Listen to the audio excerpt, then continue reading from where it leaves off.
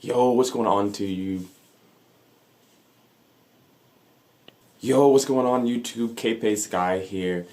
Welcome back to the channel. My last video I did, if you didn't see that video, it was the downgrading from 7.2 to 5.2. That video actually blew up. I had no idea I would get this many views and this many comments. A lot of you guys were asking me, how does it sound downgrading from 7.2 to 5.2? Does it sound better? Does it sound worse? So in this video, we're going to discuss that. I'm going to tell you if it sounds better or sounds worse. I'm going to tell you why, and maybe it can help you guys out in figuring out what configuration will be best for your room. But let's do some housekeeping real quickly, guys.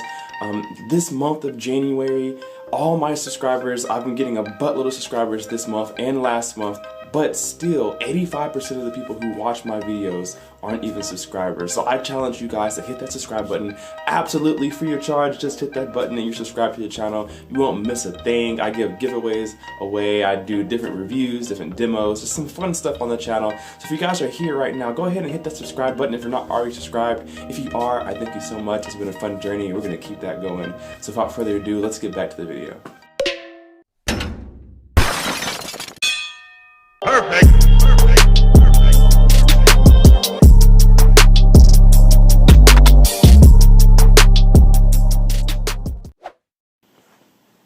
Alright guys, so if I pan around the room right here, you can kind of see my new setup.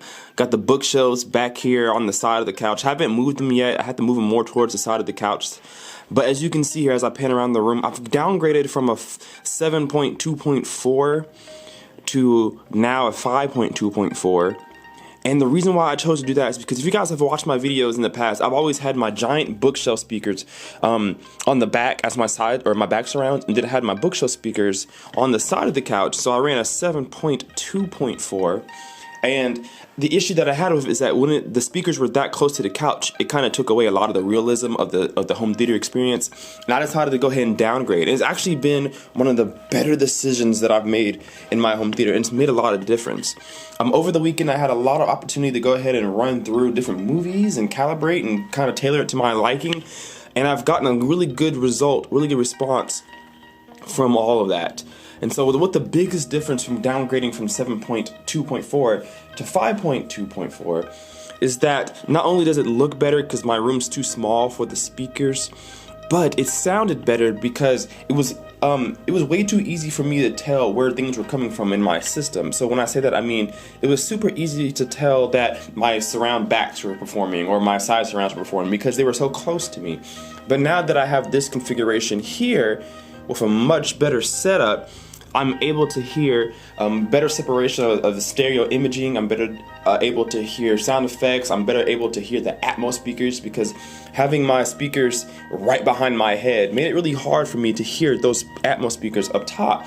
It all sounded like it was coming from one spot, not separately. So I really like the decision to go ahead and downgrade to 5.2.4 instead of 7.2.4. But the big question of this video is 7.1 or 7.2 or 7.2.4 or whatever you're using, is 7 bass channels better than just the 5?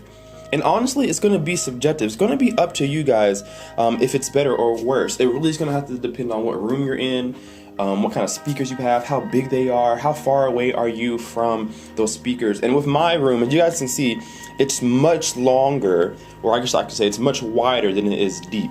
So from TV to couch is about, I don't know, maybe 13 feet or so. But from one side of the room to the other, way across over there, is maybe 20 or so. So it's a really large rectangle. It's a really large rectangle. So it's actually much easier for me just to have it on a 5.1 setting than anything else. But for your room, it may sound better as a 7 point, maybe even a 9, get some wide channels, things like that. So honestly, when I get a bigger room, I'm going to be going back to 7 channels. You just need that extra channels. What the side surrounds and the back surrounds do is bridge that gap between each other. So if you have your front left speaker, right, and then you have your next channel here being your surround back, there is a giant gap between your front speaker and your back speaker. So the issue that you have with that is that you're missing a lot of sound transitioning. So let's say a plane flew from this speaker and then flew all the way around to your surround back speaker. you're missing this whole gap right here of sound that you could have.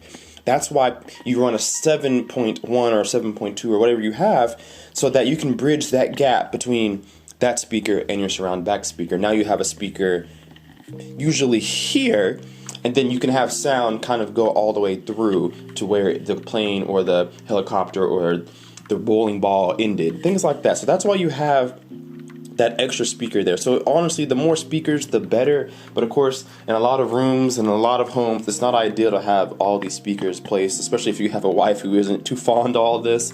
It's really hard to get speakers there, especially when they get as big as the ones that I have. Now, if you haven't seen my last video, I am upgrading my Atmos speakers. So as you can see there in the ceiling, I have some Harman Kardon from an old home theater in a box that a guy used to have. They're hanging from some ceiling hooks right now, and they're acting as my Dolby Atmos speakers. But I had just purchased some prime elevation speakers. I only ordered one pair right now, and they're going to replace the front, left, and right because they're farther away from the couch, obviously. So I'm going to go and replace those with the prime elevations tomorrow. They come in tomorrow, so you know that I'm going to make a video.